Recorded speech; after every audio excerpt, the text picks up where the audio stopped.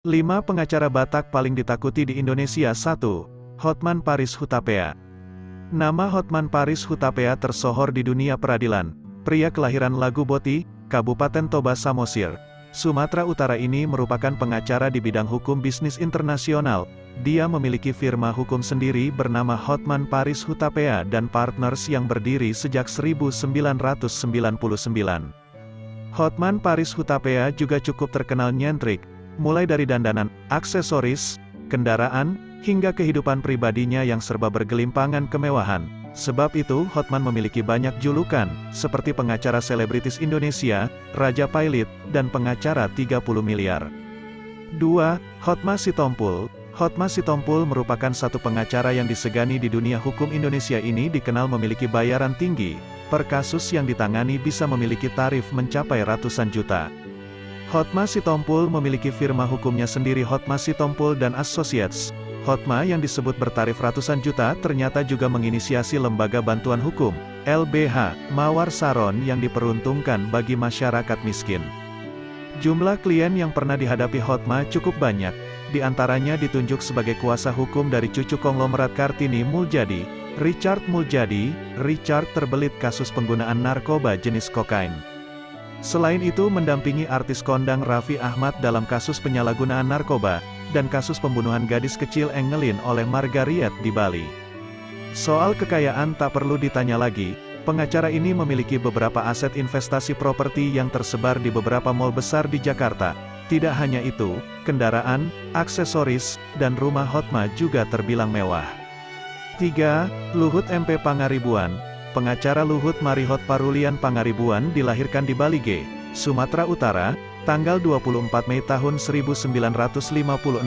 Setelah meraih gelar sarjana hukum dari Universitas Indonesia, UI, pada 1981, ia kemudian bergabung dengan Pos Bantuan Hukum, Posbakum, yang bernaung di bawah Persatuan Advokat Indonesia, Peradin.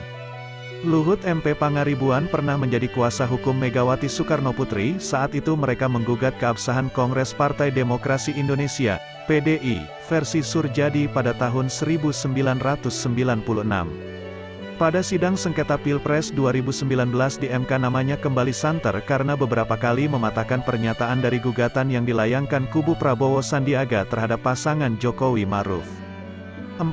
Otto Hasibuan. Otto Hasibuan pernah menjabat sebagai Ketua Umum DPP Ikatan Advokat Indonesia, IKADIN, selama 2 periode, yakni tahun 2003 sampai tahun 2007 dan tahun 2007 sampai tahun 2012.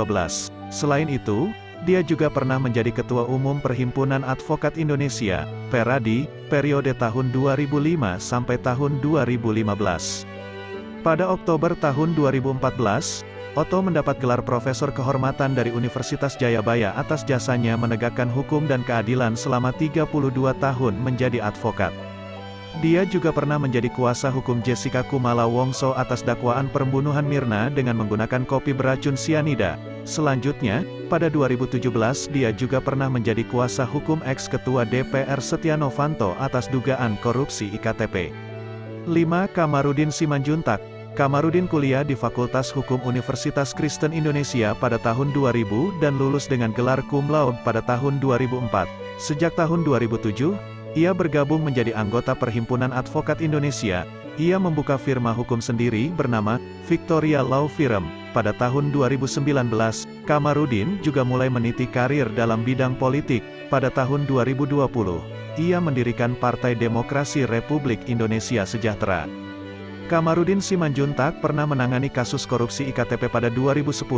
Kamarudin menjadi kuasa hukum Muhammad Kece, salah satu YouTuber yang terlibat kasus penistaan agama pada 2021. Kamarudin Simanjuntak menjadi kuasa hukum keluarga Brigadir Nofriansyah Yosua Huta Barat dalam kasus pembunuhan Brigadir Yosua Huta Barat pada tahun 2022.